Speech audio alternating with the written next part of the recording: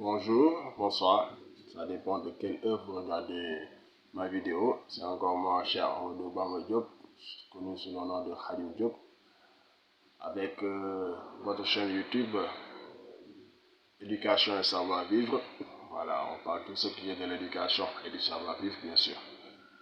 Nous nous retrouvons aujourd'hui encore une fois, comme d'habitude, chaque soir. Voilà, je mets en ligne une vidéo portant sur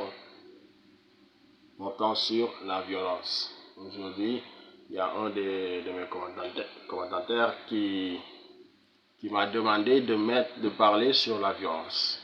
Ok, la violence. Que ce soit la violence verbale, que ce soit la violence physique, que ce soit la violence conjugale. Voilà, n'importe quelle violence, tous ce sont des violences. Mais plus important, la violence conjugale, la violence entre mari et femme. Alors, je ne parle pas de la violence entre relations, parce que ça, c'est... Bon, dans notre religion, nous, l'islam, on parle de ce qui est le farata, ce qu'on appelle le farata. Voilà, donc entre le mari et sa femme. Premièrement, il faut qu'il y ait un respect. Il faut qu'il y ait un respect. Le respect est réciproque. Voilà. Le mari doit avoir du respect envers sa femme, de même que sa femme doit avoir du respect envers de son mari. Voilà, c'est réciproque. Et après le respect, il y a la confiance. Voilà. Il faut que la confiance se conduise elle-même entre ces deux couples, entre comment ça s'appelle, entre l'homme et la femme, entre le mari et sa femme et l'épouse, bien sûr. Mais tout cela, qu'est-ce qu'il amène? Le respect, la confiance en eux. Et bon, tout ce qu'on peut citer, qu'est-ce qui va l'amener? Je vais parler de l'essentiel de ces trucs, c'est quoi? C'est la communication, l'échange communicatif. Voilà, c'est ça le véritable problème. Je parle même pas, je sors un peu du couple, je vais parler même de la famille en général. Il y a un problème de communication. Les pères ne parlent plus avec leurs fils, les fils ne parlent plus avec leurs pères, les mères aussi ne parlent plus avec leurs filles, les filles ne parlent plus avec leurs mères. Tout le monde est bloqué sur quoi? Ça.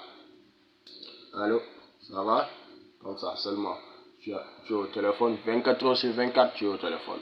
Sur WhatsApp, sur YouTube, sur Google, sur Facebook.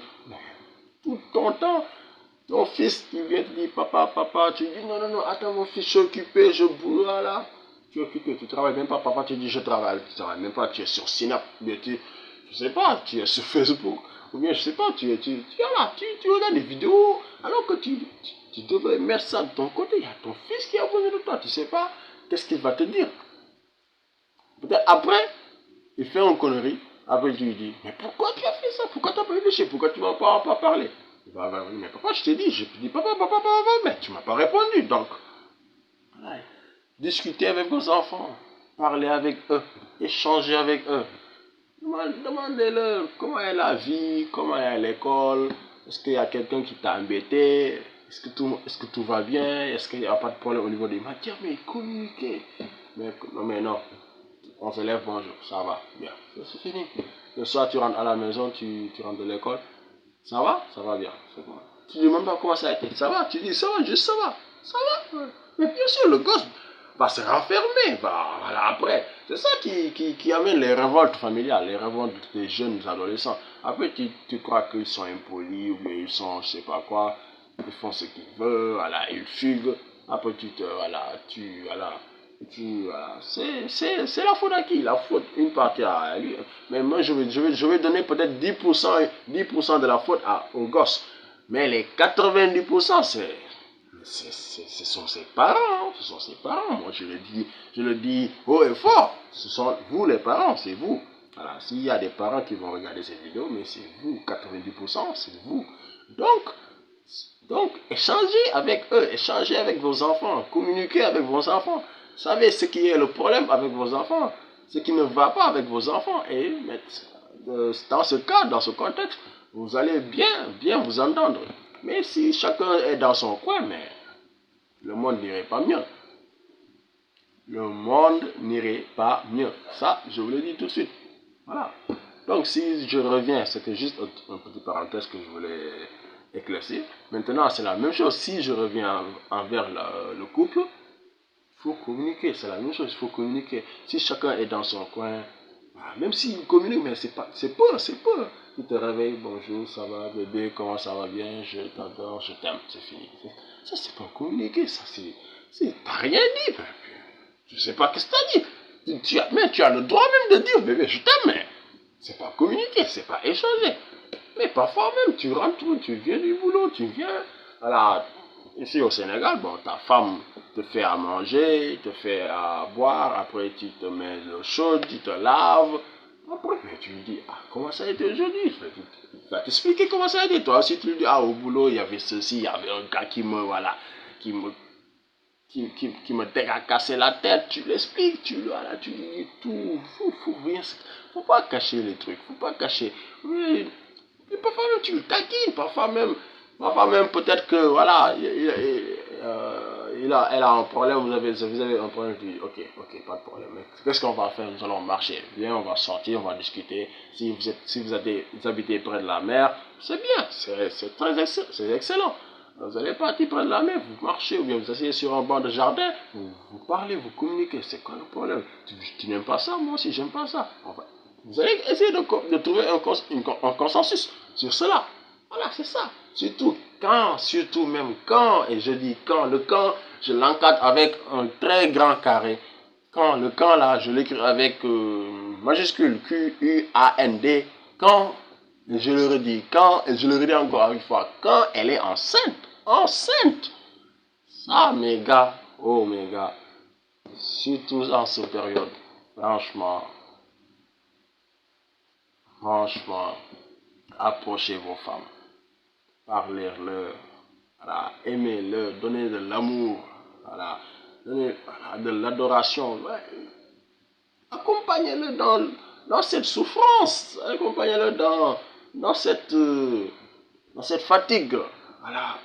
Mais non, tu vois un gars, il y a sa femme qui est enceinte, elle va bientôt accoucher, le gars, à minuit, il sort, là. Il est, je sais pas où. On l'appelle. Non, je suis avec les amis, je suis avec des potes, je bois des coups, mais je pars en soirée. Tu pars où? Toi, ta femme est enceinte, tu dis. Oh, ça, moi, si j'entends ça, moi, je n'ai pas encore de femme. Je n'ai pas encore de femme, mais Inch'Allah, j'en voudrais, Inch'Allah, si Dieu me le donne, Inch'Allah. Quand nous, les musulmans, voilà, on demande Dieu, quand c'est le moment, ça viendra, Inch'Allah. Voilà. Mais ça, si j'entends ça, ta femme est enceinte. Une fois j'ai entendu ça, c'est pourquoi j'explique ça en ce moment. Ta femme est enceinte. Là, tu es où? Tu es dehors. Le matin, je peux comprendre. Tu le soir ou bien à 15-17 heures, tu sors. Parle de la maison, tu prends un thé, tu prends un café, tu discutes avec lui. Voilà, c'est fini, je rentre à la maison. Il y a ma femme qui est enceinte, elle a besoin de moi. Mais il n'y a pas de honte à dire ça. Il n'y a pas de honte, tu sors, tu es avec tes amis, tu regardes l'heure, tu vois, il commence à faire tard, il commence à faire nuit, tu dis, ah mais gars, je rentre, il y a ma femme qui est enceinte, elle a besoin de moi. Mais ça, c'est pas, il n'y a pas de honte, mais au moins, on sait que toi là, tu respectes ta femme, toi là, tu aimes ta femme. Voilà, mais c'est pas le problème ça. Arrêtez mes gars, arrêtez s'il vous plaît. Aimez vos femmes, mais moi je peux pas constater que ta femme est enceinte. Elle accouche, elle attend un enfant de toi en plus. Et si l'enfant naît, là-bas c'est plus pire, là-bas c'est plus pire. Seulement l'enfant réussit, tu vas dire c'est ton enfant. Mais avant ça, tu fais absolument aucun effort. Je parle aux gens qui ne font pas ça. Il y a des gens qui font des efforts. Mais des maris qui ne font aucun effort. L'enfant naît, tu fais aucun effort. Tu essaies même pas voilà, de laver l'enfant. C'est ton enfant, mais tu laves ton enfant. C'est pas un problème, c'est pas une question. Non, tu es la mère, c'est toi qui dois faire ça. Non, vous êtes deux, c'est deux qui ont mené l'enfant, c'est pas lui, c'est pas elle seule qui a mené l'enfant dans son ventre. Toi, tu en fais partie, donc il faut participer comment ça s'appelle? Il faut participer à l'enfant, il faut participer je sais pas, au truc, je sais pas comment l'appeler. Donc, vous comprenez ce que je veux dire. Mais gars, s'il vous plaît, voilà, nous allons continuer cette. Je n'ai pas encore fini, je dois beaucoup dire dans ce thème-là. C'est très très important. Voilà, et comme il est 10 minutes, voilà, les 10 minutes passent vite. Je vous dis de passer une excellente soirée et bonne nuit. Et respectez vos femmes, aimez-les, voilà, aimez-les, adorez-les. Voilà, ça c'est surtout en cas au moment où ils sont enceintes. Voilà, ça c'est le minimum.